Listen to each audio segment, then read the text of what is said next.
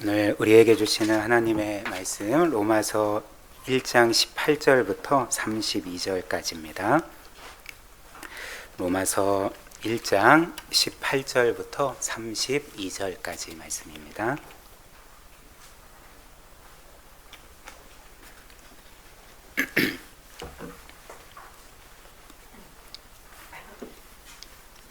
로마서 1장 18절부터 32절까지를 제가 대신 봉독해 드리겠습니다. 하나님의 말씀을 들으십시오. 하나님의 진노가 불의로 진리를 막는 사람들의 모든 경건하지 않음과 불의에 대하여 하늘로부터 나타나나니 이는 하나님을 알만한 것이 그들 속에 보임이라. 하나님께서 이를 그들에게 보이셨느니라. 창세로부터 그의 보이지 아니하는 것들 곧 그의 영원하신 능력과 신성이 그가 만드신 만물에 분명히 보여 알려졌나니 그러므로 그들이 핑계하지 못할지니라.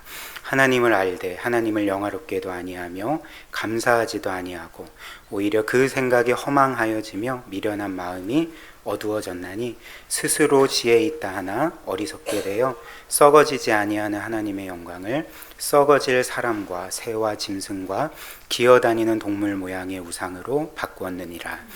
그러므로 하나님께서 그들을 마음의 정욕대로 더러움에 내버려 두사 그들의 몸을 서로 욕되게 하게 하셨으니 이는 그들이 하나님의 진리를 거짓 것으로 바꾸어 피조물을 조물주보다 더 경배하고 섬김이라.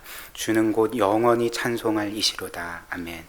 이 때문에 하나님께서 그들을 부끄러운 욕심에 내버려 두셨으니 곧 그들의 여자들도 순리대로 쓸 것을 바꾸어 영리로 쓰며 그와 같이 남자들도 순리대로 여자 쓰기를 버리고 서로 향하여 음욕이 부릴 듯하며 남자가 남자와 더불어 부끄러운 일을 행하여 그들의 그릇 때문에 상당한 보응을 그들 자신이 받았느니라.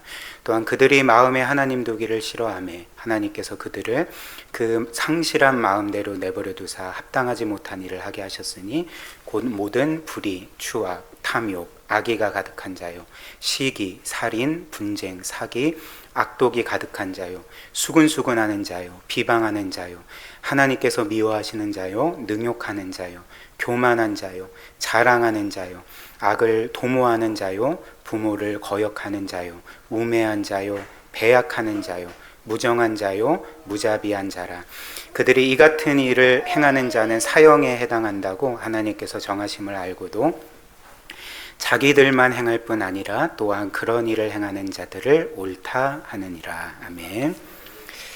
지난 수요일마다 몇 차례 이 로마서 말씀 함께 살펴보았는데요. 지난 세 차례 말씀을 통해 우리는 1장 1절부터 16절까지 17절까지의 사도 바울의 이 로마서 인사말을 살펴보았습니다. 그리고 이 인사말 안에도 하나님의 복음이 담겨져 있다는 것을 우리가 확인하지 않았습니까? 그래서 오늘부터 이제 본격적으로 이 1장 18절부터 사도 바울이 전하는 복음이 시작이 되는데요. 잠시 사도 바울의 인사말에 기록된 그 복음의 핵심을 좀 빠르게 살펴보면 좋겠습니다. 그래서 우리가 본 것처럼 로마서 1장 그 초반부가 우리에게 전하는 복음의 핵심은 이 복음은 하나님의 약속인데 죄인인 우리를 구원하시는 하나님의 약속이라고 말씀을 드렸죠. 특별히 이 하나님의 약속이라고 할 때 그 약속은 우리의 구원자 되시는 예수 그리스도에 관한 약속입니다. 또 그 주께서 우리를 위해 행하신 일들에 대한 그 약속이 바로 이 복음이라 말씀을 드렸습니다. 그래서 그리스도께서 우리를 위해 어떠한 일을 행하셨나요? 하나님께서 창세전부터 그리스도를 통해 내가 이것을 이루겠다 하셨던 것이 무엇이었습니까? 그리스도께서 우리를 구원하셨을 때 특별히 로마서가 강조하는 것은 그리스도는 우리 대신 율법의 모든 요구들을 이루심으로 우리를 구원하셨습니다. 그래서 원래 우리 사람을 향한 율법의 요구는 두 개입니다. 그래서 그 율법을 어길 시 받아야 될 형벌의 요구가 첫 번째고요. 그리고 더 나아가서 형벌을 받더라도 어찌됐든 우리는 피조물로서 하나님의 모든 말씀에 완벽하게 순종해야 될 그 순종의 요구가 바로 이 율법의 두 가지 요구입니다. 그런데 우리는 죄를 범해서 형벌의 요구대로 하나님의 심판을 받아야 되고, 그리고 더 나아가서 우리는 어찌됐든 하나님의 말씀을 완벽하게 순종해야 되는 그런 그 조건은 여전히 있는 거죠. 그렇다면 그리스도께서 우리를 구원하시기에 어떠한 일을 하셨을까요? 우리가 죄를 범하여서 하나님의 모든 율법을 깨트리고 불순종하였을 때, 그래서 그것 때문에 우리가 하나님의 영원한 심판을 받아야 마땅할 때, 그리스도께서는 우리 대신 죄인의 자리에 서시고 우리 대신 정죄 받으셔서 우리가 받아야 될 모든 심판을 그분이 받으심으로 율법의 형벌의 요구를 완전히 이루셨던 거죠. 그리고 더 나아가서 우리가 실패했던 불순종했던 율법의 모든 계명들, 하나님의 말씀을 십자가에 죽기까지 순종하심으로 이루셨고, 그래서 하나님께서는 그리스도께서 우리 대신 이루신 그 모든 율법과 그분의 완전한 의로움을 그리스도를 믿는 우리에게 값없이 주십니다. 그래서 우리는 죄인이고 불의한 자지만 그리스도 안에서 그분의 의로움을 선물로 받은 자들이기 때문에 하나님은 우리를 의롭다 선언하시고 더 나아가 자녀로 영원히 받아주신 것이 이 복음의 핵심, 하나님이 우리에게 주신 구원의 약속이라는 거죠. 그래서 사도 바울은 내가 너희에게 이 복음을 전하기를 원한다, 이렇게 로마교회 성도들에게 말하지 않았습니까? 그 사도 바울이 로마교회 성도들에게 복음을 간절하게 전하고자 했던 이유가 무엇입니까?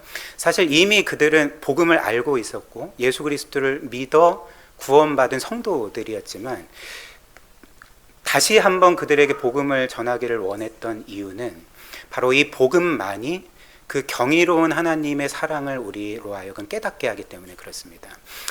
그래서 우리가 하나님을 기뻐함으로써, 하나님을 즐거워함으로써 순종에 이르도록, 그리고 그 하나님과의 이 영적인 친밀한 교제 가운데 살아가도록 사도 바울은 로마교회 성도들에게 내가 복음 전하기를 원한다, 이렇게 이제 말했던 거죠. 그런데 길이 막혀서 이렇게 이 로마서를 통해서 대신 이제 복음을 전했던 것입니다. 그리고 나서 이제 사도 바울은 본격적으로 복음을 전하는 거죠. 1장 18절부터. 그래서 1장 18절 한번 보십시오. 이렇게 시작합니다. 하나님의 진노가 불의로 진리를 막는 사람들의 모든 경건하지 않음과 불의에 대하여 하늘로부터 나타나나니. 바울이 자신의 복음을 이렇게 시작을 하는 거죠. 즉, 이 세상과 사람들의 죄에 대한 하나님의 진노로부터 복음을 시작하고 있습니다. 그래서 저는 오늘 여러분들과 함께 이 말씀을 세 부분으로 살펴보고자 하는데요. 첫 번째는 이 성경이 그 복음을 전할 때 하나님의 진노로부터 시작하는 이유를 살펴보겠습니다. 그리고 두 번째로 그 하나님의 진노를 불러일으키는 우리의 죄의 본질이 무엇인가. 그리고 세 번째로는 그 죄에 대한 형벌, 하나님의 형벌인 내버려 두심에 대해서 살펴보겠습니다. 그래서 첫 번째는 복음이 하나님의 진노로 시작하는 이유, 두 번째는 우리의 죄의 본질, 세 번째는 우리의 죄에 대해서 마땅히 받아야 될 하나님의 심판, 이렇게 차례대로 살펴보겠습니다. 첫 번째로 로마서는 복음을 죄에 대한 하나님의 진노로 시작을 한다는 거죠. 근데 여러분들이 생각하기에 이건 좀 이상하지 않습니까? 우리가 알고 있는 이 복음은 사실 하나님의 사랑이자 은혜인 거죠. 그래서 우리가 보통 생각하기에 복음이 시작될 때 이 18절을 이렇게 바꿔 표현하는 게 더 어울리지 않겠습니까? 하나님의 사랑이 모든 사람에게 나타나나니, 혹은 하나님의 은혜가 모든 사람에게 나타나나니, 이렇게 시작을 해야지 맞는 것 같은데, 오늘 성경은 이 복음의 시작을 하나님의 사랑도 아니고 그분의 은혜도 아닌 하나님의 불같은 진노로부터 시작을 한다는 것입니다. 그렇다면 로마서가 왜 이 복음을, 하나님의 구원 메시지를 그분의 사랑이 아닌 진노로부터 시작할까? 우리가 조금만 곰곰이 생각을 해보면 이 답을 찾기가 그렇게 어렵지 않습니다. 이에 대한 답이 무엇일까요? 이에 대한 답은 한 사람이 자신의 죄와 그리고 그 죄로 인해서 자신이 하나님의 영원한 진노와 심판을 받아 마땅한 그런 비참한 죄인임을 깨닫지 못한다면 그 복음이 그에게 전혀 기쁜 소식이 되지 못하기 때문에 그렇습니다. 그렇기 때문에 성경은 이 복음을, 구원의 시작을 하나님의 사랑보다는 우리의 죄를 들추고 그 죄에 대한 하나님의 진노의 선포로 시작을 하는 거죠. 예를 한번 들어보겠습니다. 예를 들면 그 한 사람이 아주 건강하고 뭐 정말 조그만한 병도 없고 진짜 건강하게 산다고 생각을 해보십시오. 근데 어느 날 어떤 의사가 그 사람에게 찾아와서 내가 당신을 고쳐주겠습니다, 내가 당신의 생명을 살려주겠습니다 하면서 막 병원으로 끌고 가려고 하면 이 사람 입장에서는 어떻겠습니까? 그러니까 굉장히 황당하겠죠. 나는 뭐 아픈 것도 없고 건강하게 사는데 왜 이 사람이 나를 병자 취급하다. 그러니까 이런 식으로 좀 불쾌할 수도 있지 않겠습니까? 그런데 어떤 한 사람이 불치병에 걸렸고 그래서 그로 인해서 시한부 인생을 살고 있는데 그 질병을 고칠 수 있는 이 전 세계에서 유일한 의사가 자기 자신에게 와서 내가 당신을 지금까지 찾았습니다, 내가 당신을 고치는 것을 나의 인생의 목적으로 삼고 여기까지 왔습니다, 내가 당신을 반드시 고쳐주겠습니다 라고 말하면 그 사람에게는 그 의사가 전하는 말이 복음이 될 것입니다. 정말 너무나도 기쁜 소식, 구원의 소식이 되지 않겠습니까? 그러니까 이처럼 한 사람이 자신의 죄에 대해서 깨닫지 못하고 그리고 자신이 하나님의 진노와 심판 아래 있다는 것을 전혀 깨닫지 못한다면 하나님의 그 구원, 그리스도께서 자신을 위해 죽으셨다는 것, 그리고 자신을 사랑하시고 구원하기를 원하신다는 모든 메시지가 그에게는 별 의미가 없는 메시지로 들리게 된다는 거죠. 즉 자신은 죄인도 아니고 뭐 심판도 받지 않고 그럴 그 죄인이 아니라 어느 정도 나는 그래도 뭐 괜찮은 사람, 훌륭한 사람으로 생각하고 있는데 어떤 한 사람이 그리스도께서 당신을 위해 죽으셨습니다, 당신은 그리스도를 믿어야지 구원받습니다 라고 말하고 이처럼 그리스도께서 당신을 사랑하십니다 라고 전할 때 이 사람은 이런 반응을 보이지 않겠습니까? 아, 그리스도라는 분께서 저를 사랑하신다는 게 뭐 감사하긴 한데 그분이 저를 위해 죽으셨다니까 좀 부담스럽긴 하네요. 죽으실 필요가 없으셨는데. 그러니까 이렇게 반응하지 않겠습니까? 그러나 제가 말씀드린 것처럼 한 사람이 자신의 죄를 깨닫고 깨달을 뿐만 아니라 자신이 일반적인 죄인이 아니라 정말 뼛속까지 죄가 스며들은 그런 심각한 죄인인 것과 자신이 오늘이라도 죽게 되면 하나님의 진노와 심판 아래 떨어지게 된다는 것을 진정으로 깨닫는 사람에게는 그리스도께서 그를 사랑하시고 그를 위해 죽으셨고 그를 구원하기를 원하신다는 이 메시지가 그에게는 놀라운 은혜로 감격으로 다가오지 않겠습니까? 그러니까 자신의 죄를 깨닫지 못한다면 그리스도의 사랑이 별 의미가 없게 된다는 것입니다. 한 가지 예만 더 들겠습니다. 어떤 한 사람이 한 여인을 너무나도 많이 사랑합니다. 진정으로 사랑하고 목숨보다도 사랑한다고 생각을 해보십시오. 그래서 그 한 남자가 자신이 사랑하는 여인에게 이렇게 말하는 거예요. 나는 당신을 너무 사랑합니다. 나는 당신을 사랑할 때 내 목숨까지 버릴 수 있을 정도로 사랑합니다.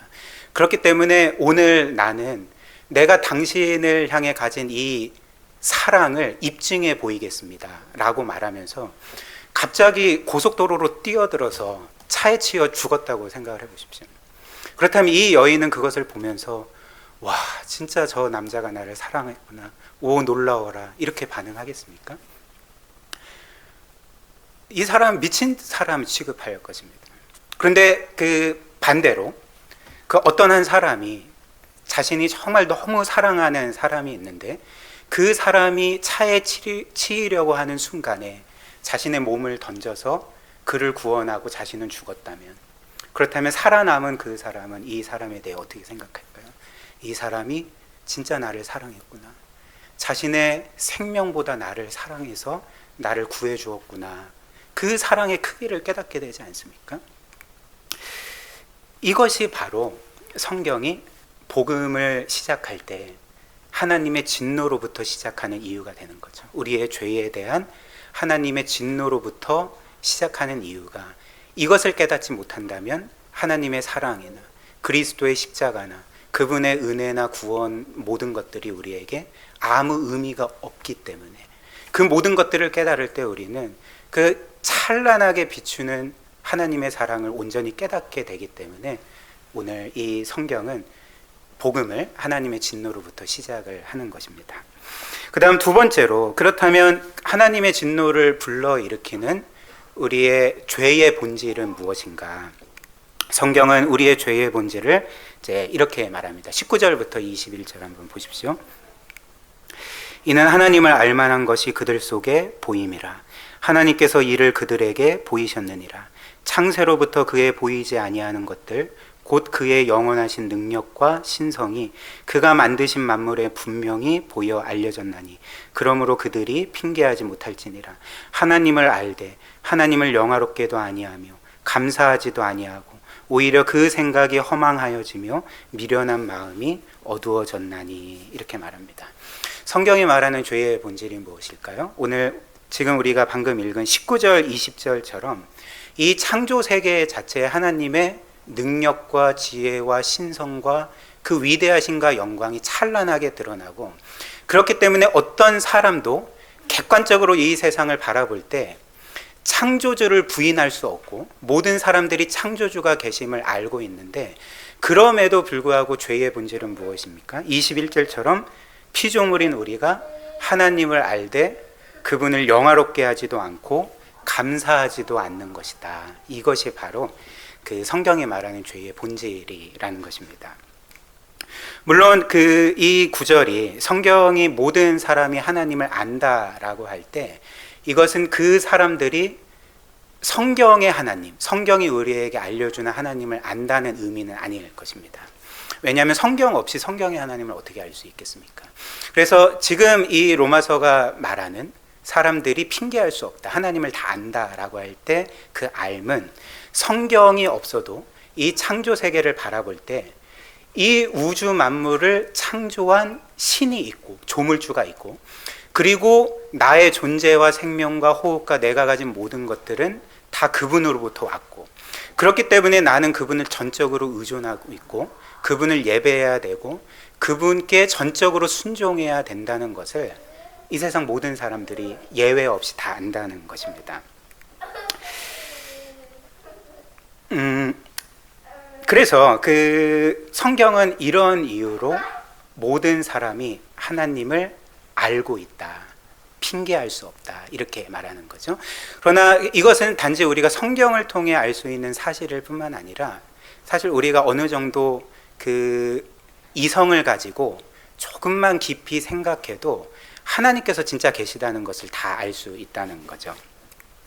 즉, 이 창조주가 계시다는 것은 과학적으로도 어느 정도 이제 입증될 수 있다는 것입니다.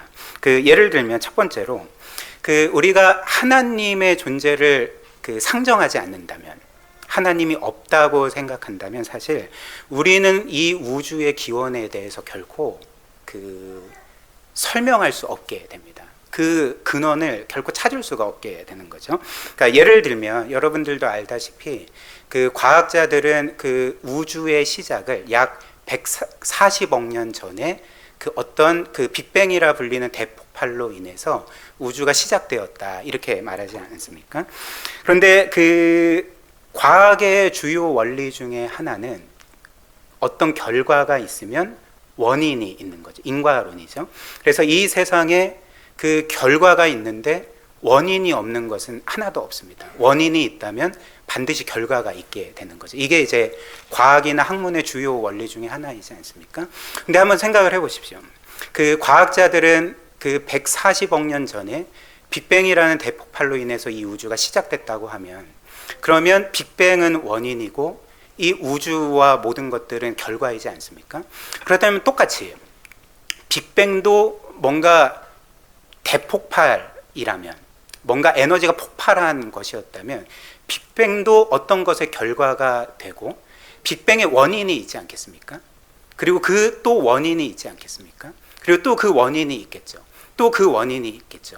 그렇다면 우리가 하나님을 상정하지 않고서 계속적으로 우주의 근원을 파고 들어가 보면 이제 논리적으로 무한태행이 돼버리는 거죠. 그러니까 결코 우주의 근원을 발견할 수가 없게 되는 것입니다. 그렇기 때문에 상당수의 과학자들은 신을 상정하지 않으면 우주의 근원을 설명할 수 없게 되는 거죠. 그러니까 원래부터 존재하는 신적인 존재가 없다면 우주는 그 근원을 설명할 수 없다라고 말하는 거죠. 또한 우리는 하나님이 아니라면 우주의 근원뿐만 아니라 우리가 우주 만물 가운데 보는 이 놀라운 질서와 정교함들을 결코 설명할 수 없게 됩니다. 예를 들면 이 우주는 우리가 정말 상상할 수 없을 정도로 광대하지 않습니까? 그리고 우리 태양계가 위치한 우리 은하만 해도 지구와 같은 행성이 3조 2천억 개가 있다고 합니다. 근데 이런 은하가 이 우주 안에 그 바다의 모래알보다도 많다라는 거죠. 그러니까 상상도 할 수 없는 크기와 그 개수의 별로 구성되어 있는 것이 우리가 살고 있는 이 우주인 것이죠. 그런데 놀라운 것은 이 우주가 이렇게 광대할 뿐만 아니라 우주 안에 있는 바다의 모래알보다도 훨씬 더 많은 그 모든 행성들과 은하들이 정교한 질서를 따라서 움직인다는 거죠. 그리고 각각의 아름다움을 갖고 있다는 것입니다. 또한 우주뿐만 아니라 우리 사람의 몸도 들어보셨겠지만 소우주라고 불리거든요.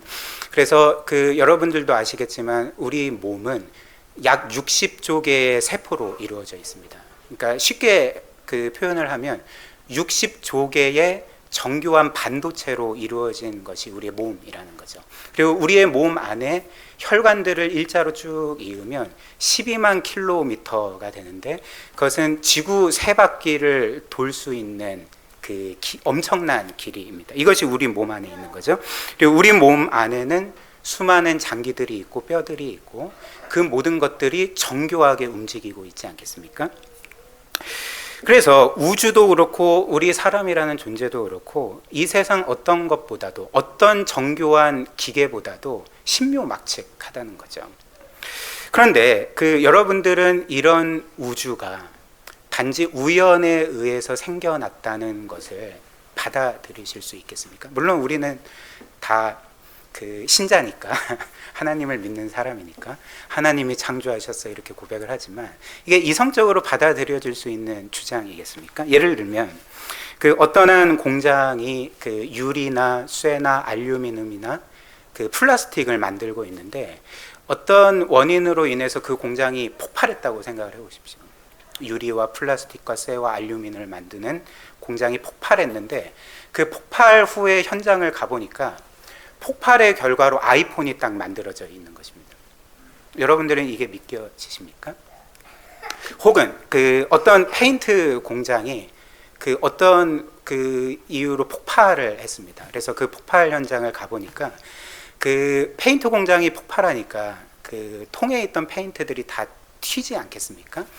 그런데 모든 페인트가 튀었을 때에 바닥에 캔버스 하나가 있었는데 거기에 페인트가 흩뿌려진 거예요. 그리고 사고 현장을 가보니까 모나리자 그림이 딱 그려져 있는 거예요. 여러분들이 이게 이해가 되십니까?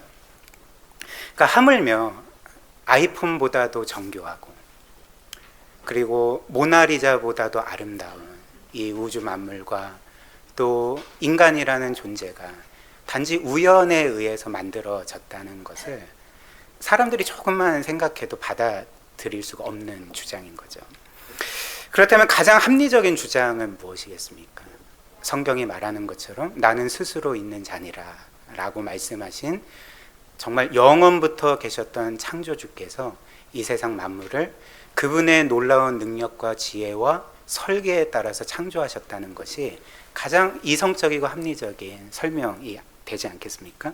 물론 이런 설명들이 사람들로 하여금 하나님을 믿게 하고 예수 그리스도를 믿게 하는 것은 아닙니다. 이런 이성적인 설명은 사람들을 믿게 할 수 있는 능력이 없는 거죠. 성경에 따르면 한 사람을 한 죄인으로 하여금 하나님과 그리스도를 믿게 하는 것은 무엇입니까? 누구십니까? 그러니까 하나님밖에 없으신 거죠. 성령만이 그를 거듭나게 하실 때 그로 하여금 하나님을 믿게 하고 그리스도를 믿게 하시지 않겠습니까? 그러나 그럼에도 불구하고 이런 이성적인 설명이 오늘 우리가 읽은 성경을 입증하는 거죠. 20절 한번 다시 보십시오. 창세로부터 그의 보이지 아니하는 것들 곧 그의 영원하신 능력과 신성이 그가 만드신 만물에 분명히 보여 알려졌나니 그가 만드신 만물에 분명히 보여 알려졌나니 그러므로 그들이 핑계하지 못할지니라. 하나님이 이 세상을 창조하셨고 그분의 성품과 능력과 지혜와 영광이 이 세상에 반영되어 있다는 것을, 그래서 누구도 부인할 수 없다는 것을 이런 그 이성적인 설명이 입증해 줄 수 있다는 것입니다. 그래서 그러나 이럼에도 불구하고 죄의 본질은 무엇입니까? 사람들은 이렇게 명백한 하나님을 어떻게 대했을까요? 21절을 다시 보십시오. 죄의 본질에 대해서 이렇게 말하죠. 하나님을 알되 하나님을 영화롭게도 아니하고 감사하지도 아니하고 오히려 그 생각이 허망하여지며 미련한 마음이 어두워졌나니 라고 말합니다. 그래서 죄의 본질은 하나님을 알되 하나님을 영화롭게 하지도 않고 감사하지도 않는 것이다. 우리에게 이렇게 분명히 말해주는 거죠. 특별히 여기에서 그 하나님을 알되 하나님을 영화롭게 하지 않는다. 이게 죄의 본질이라고 말했는데 여기에서 영화롭게 하다에서 이 영광이라는 단어는 성경에서 그 특별히 히브리어는 카보드라는 단어인데 이 카보드라는 단어의 원래 문자적인 의미는 무거움이라는 뜻입니다. 무거움이라는 뜻.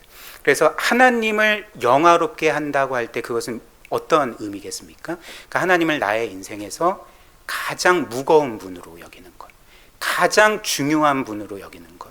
그래서 하나님이 내 주위를 도는 것이 아니라 내가 하나님을 그분을 중심으로 해서 돌면서 그분을 영화롭게 하고 예배하고 순종하는 것. 이게 이제 하나님을 영화롭게 하는 것의 이제 의미가 되는 거죠.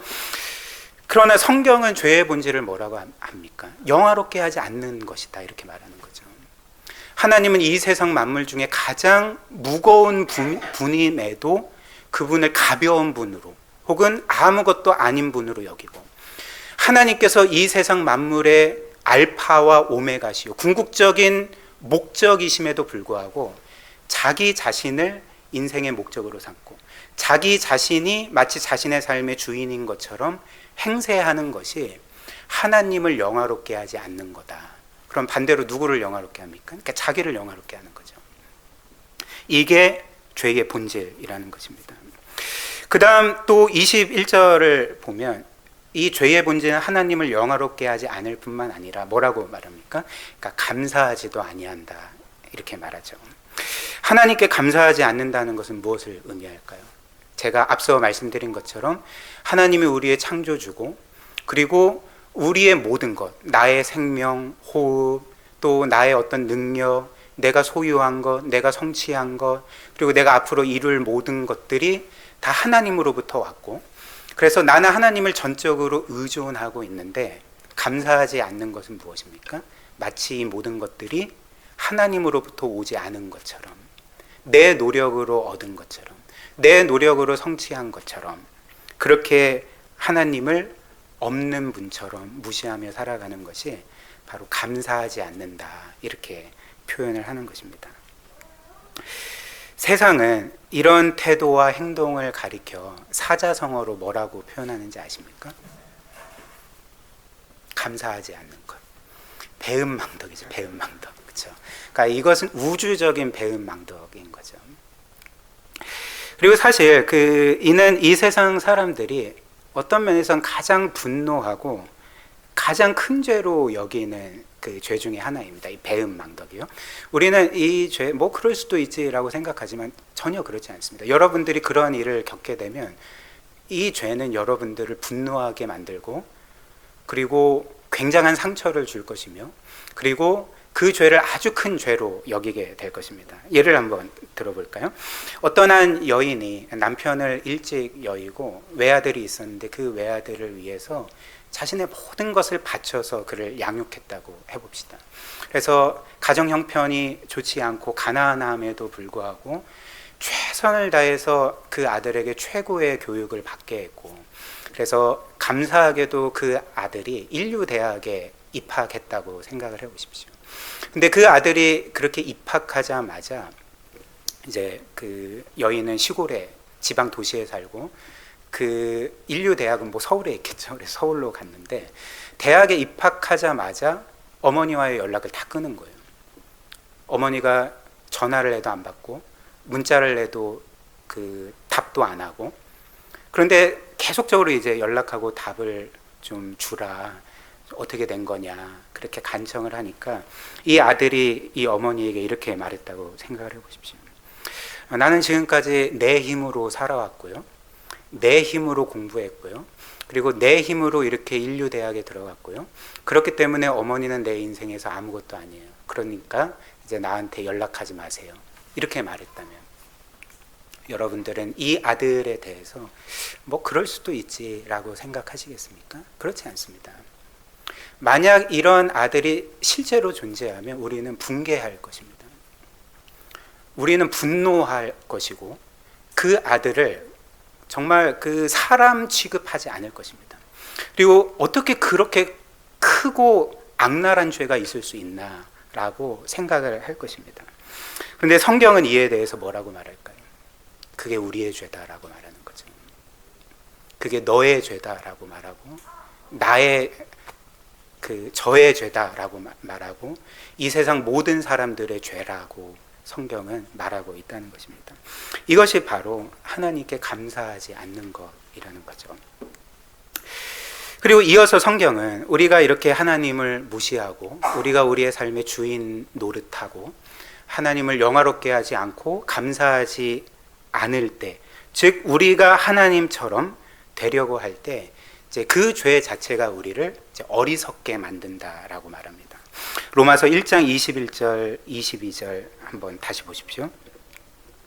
하나님을 알되 하나님을 영화롭게도 아니하며 감사하지도 아니하고 오히려 그 생각이 허망하여지며 미련한 마음이 어두워졌나니 스스로 지혜 있다 하나 어리석게 되었다. 즉 하나님을 버릴 때에, 내가 하나님 노릇할 때 지혜로워진 게 아니라 어리석어졌다, 이렇게 말하는 거죠. 그렇다면 그 어리석어진 결과 어떻게 되었을까? 23절 한번 보십시오.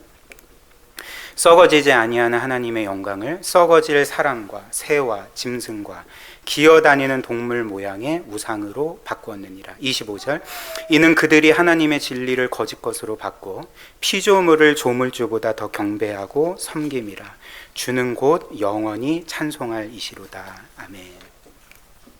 그래서 하나님을 버릴 때 그는 어리석게 되고 어리석어진 결과로서 그는 참되신 하나님이 아니라 이 세상의 것들을 예배하게 되는 것입니다. 썩어 없어질 것들, 헛된 것들을 예배하게 되는 거죠. 물론 현대인들은 이 로마서의 말씀처럼 그 하나님을 대체할 어떤 우상을 만들어 섬긴다고 할 때 그 어떤 것을 그 깎아서 만들어서 우상으로 섬기지는 않습니다. 현대인들은 뭐 그렇게 어리석은 짓을 해, 이렇게 생각을 할 것입니다. 그러나 그렇다고 해서 사람들이 그들이 섬기는 우상이 없을까요? 그렇지 않죠. 여러분들이 아시는 16세기의 종교개혁자 마르틴 루터가 그의 대요리 문답에서 이 신에 대해서 이런 정의를 합니다. 한번 보십시오. 우상, 신에 대해 정의를 이렇게 하는데요. 일반적으로 신이란 사람들이 소망하는 모든 좋은 것, 온갖 시련의 피난처가 되는 대상입니다. 즉 당신의 마음이 매달려 있고 당신의 모든 것을 지탱하는 대상, 그것이 바로 당신의 신입니다. 이렇게 정의를 했습니다. 깎아 만든 어떤 것만이 신이 아니라 그의 삶을 지탱하는 것, 그래서 그것이 있다면 천국을 경험하고 그것이 없다면 삶에서 지옥을 경험하게 되는 그 무엇이 우리에게 신이라는 거죠. 그래서 모든 사람에게는 이런 우상이 있게 된다는 것입니다. 그래서 우리도 뭐 다 아는 것처럼 하나님께서 태초에 이 세상을 만들고 또 우리 인간들을 창조하실 때에 우리를 그분의 형상으로 만드셨을 뿐만 아니라 이제 그분의 형상인 우리가 하나님 안에만 거할 때, 하나님과의 그 인격적이고 올바른 관계 안에 거할 때에 참된 생명과 행복을 누리도록 우리를 창조하시지 않았습니까? 아까 그 권사님의 기도의 내용처럼 우리를 그렇게 창조하셨던 거죠. 그래서 비유하자면 하나님께서는 인간이라는 존재를 만드실 때에 우리의 영혼에 하나님만이 채울 수 있는 빈 공간을 만드셨던 거죠. 그래서 누구도 채울 수 없고 하나님만이 우리를 채우실 수 있고 만족시키실 수 있는 그런 빈 공간을 만들어 놓으셨다는 것입니다. 그러나 문제는 무엇일까요? 우리가 죄를 짓고 하나님을 떠났고 하나님을 부정하고 하나님을 거역했을 때 여전히 우리 안에는 하나님만이 채우실 수 있는 빈 공간이 있지 않습니까? 근데 그 사람이 하나님을 거부해요. 그렇다면 그의 인생은 어떻게 펼쳐지게 되겠습니까? 그러니까 어찌됐든 끝없이 그 빈 공간을 채우려고 한다는 거죠. 자신의 그 어떤 것도 해결될 수 없는 갈급함을 계속적으로 채우려고 하고 그 배고픔을 계속적으로 채우려고 하는데 그 하나님이 채우실 수 있는 공간을 이제 하나님 대체제로서 채우려고 하는 거죠. 그래서 그것이 돈이든지 사람들의 인정과 칭찬이든지 뭐 명예든지 뭐 자신의 자녀든지 성공이든지 심지어 육체의 쾌락이든지 이제 그런 것들로 하나님만이 채우실 수 있는 빈 공간을 채우려고 하는데 역사상 이 일에 있어서 성공한 사람이 있습니까? 성공한 사람이 없는 거죠. 그렇기 때문에 이 세상의 인생들을 보면 끝없는 불만족과 낙심과 절망과 분노와 이런 것들로 점철된 삶을 살아가는데 또 끝없이 목말라하고 배고파하고 갈급해하는, 그래서 계속적으로 자신의 인생을 거는 하나님 대체제를 만들어서 이렇게 예배하는 인생을 살게 되지 않겠습니까? 근데 성경은 이에 대해서 뭐라고 말할까요? 어리석다라고 말하는 거죠. 어리석다라고 말하는 거죠. C.S. 루이스가 말한 것처럼 하나님께서 마련하신, 우리를 위해 예비하신 그 아름다운 해변이 있는데 우리는 진흙이나 만지고 그것으로 인해서 진정한 만족을 얻으려고 하는, 성경은 이에 대해서, 이 모든 시도에 대해서 어리석다라고 이제 말하고 있는 것입니다. 또한 이렇게 하나님을 무시하고 우리가 우리의 삶의 주인이 되려고 할 때에, 이제 우리 자신이 하나님이 되려고 할 때 여기에서 이제 온갖 죄악들이 발생되게 되는 거죠. 28절부터 32절 한번 보십시오. 28절입니다.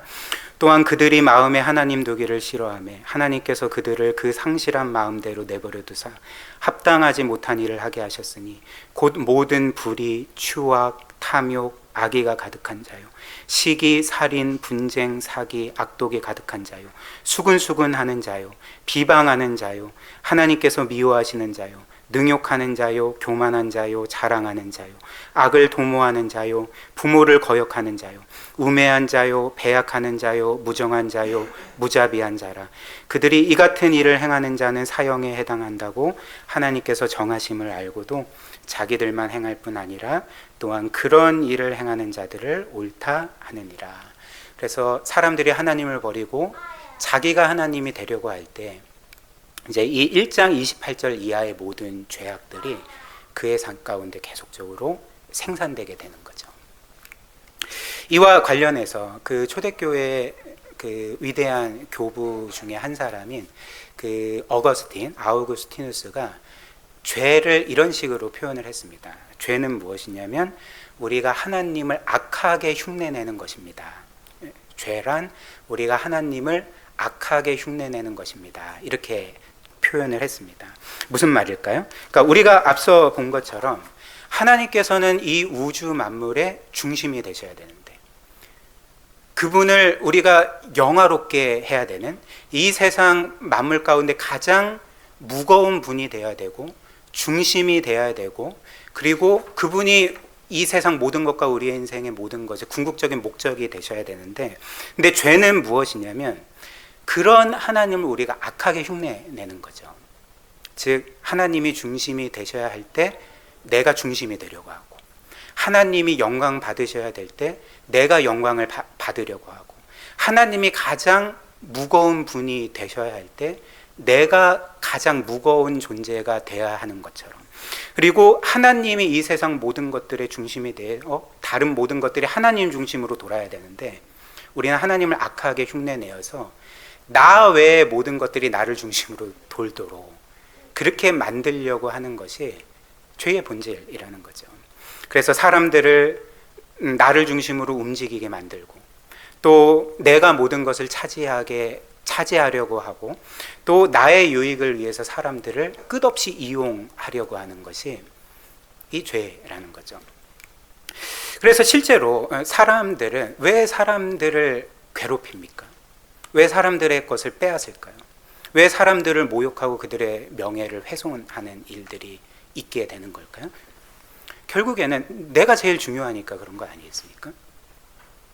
내가 가장 중요하고, 그래서 내가 가장 중요하니까 저 자는 나의 유익을 위한 어떤 도구 정도일 뿐이야 라고 생각하기 때문에 그렇게 사람들에게 죄를 범하는 것 아니겠습니까?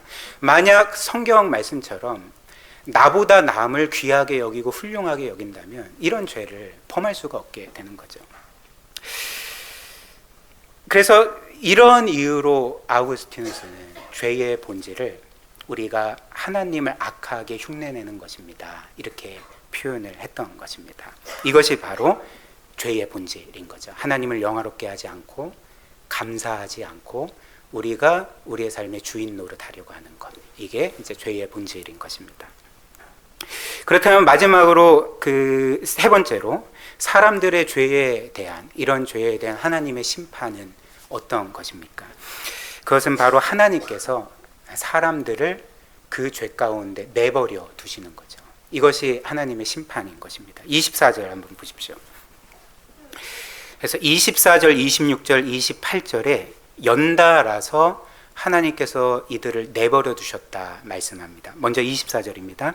그러므로 하나님께서 그들을 마음의 정욕대로 더러움에 내버려 두사 그들의 몸을 서로 욕되게 하게 하셨다. 26절. 이 때문에 하나님께서 그들을 부끄러운 욕심에 내버려 두셨으니 곧 그들의 여자들도 순리대로 쓸 것을 바꾸어 영리로 썼다. 28절.